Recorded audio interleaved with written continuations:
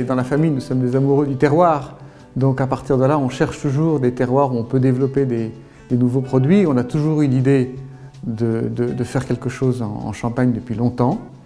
Et donc on a trouvé un terroir qui nous plaisait bien et qui était principalement celui de la Côte des Blancs. Et on est parti de là pour se dire, à partir du terroir de la Côte des Blancs, qui est un terroir de Chardonnay, comment est-ce qu'on rayonne autour de ça pour fabriquer, assembler un produit qu'on aime, qui est notre produit et qu'on a envie de vendre. Voilà.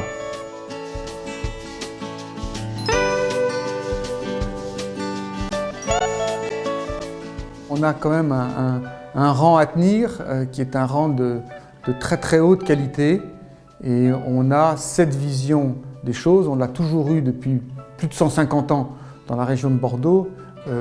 Pour le produit qu'on va fabriquer en Champagne, il est hors de question qu'on sorte de cette trajectoire-là.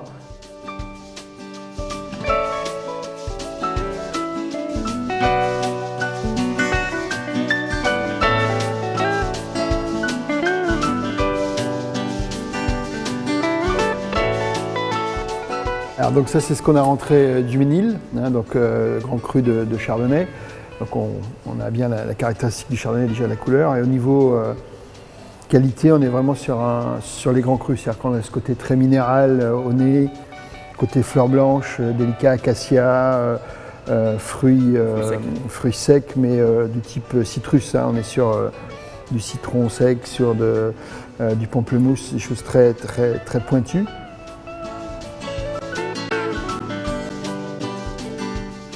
C'est un vin qui est à la fois ample, développé, mais qui garde une très très belle fraîcheur, très pointue, très ciselée. Et donc ça dans un assemblage soit de blanc pur pour donner la minéralité et la fraîcheur, soit dans un assemblage de brut où on va amener effectivement une très belle capacité à vieillir du fait de la fraîcheur de cette cuvée. Donc si on veut vieillir 3-4 ans comme on désire par rapport à nos bruts, c'est tout à fait le type de vin qu'il nous faut, que nos collègues utilisent en général plutôt pour les millésimes, mais nous on a déjà un cran, je dirais, au-dessus, puisque notre brut a toutes les caractéristiques d'un grand millésime. Ces rouges sont destinés à nos rosés, c'est avoir des rouges qui ont un très beau nez, très fruits rouges, des fruits rouges des types griottes, framboises, fraises des bois, qui vont nous amener donc des côtés petits fruits rouges dans le rosé, et puis qui gardent en bouche une texture très soyeuse. On ne va pas chercher les tanins puisqu'on ne cherche pas un vieillissement qui va permettre au vin rouge de garder. C'est un vin rouge qu'on va utiliser au bout de 4-5 mois au moment de l'assemblage, juste pour avoir la couleur et le côté fruité. Et qui va se marier donc très bien avec le chardonnay notamment dans notre rosé, de façon à avoir un rosé très fringant, très frais, très pur, avec juste ce côté un peu délicat des petits fruits rouges et cette couleur rosée, saumonée qui est charmante.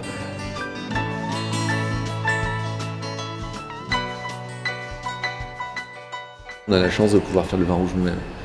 La famille a insisté là-dessus, c'est important parce qu'il y a peu de maisons de champagne qui font le vin rouge. Et donc on s'est doté des équipements pour pouvoir le faire à la mode, comme disait Jean-Philippe, à la mode champenoise, mais avec des outils qui sont dans les plus grands crus de Bordeaux. C'est un peu l'originalité. Une très belle petite cuverie rouge avec table de tri, fouleur, cuve dédiée avec pigeage si on a besoin, thermorégulé bien sûr. Donc un petit bijou, là aussi un peu dans l'esprit de la cuverie ici, c'est-à-dire pour faire du cousu main et vraiment faire des choses très, très précises et très délicates. Ce qui est vraiment la signature du champagne des Barons de Rothschild.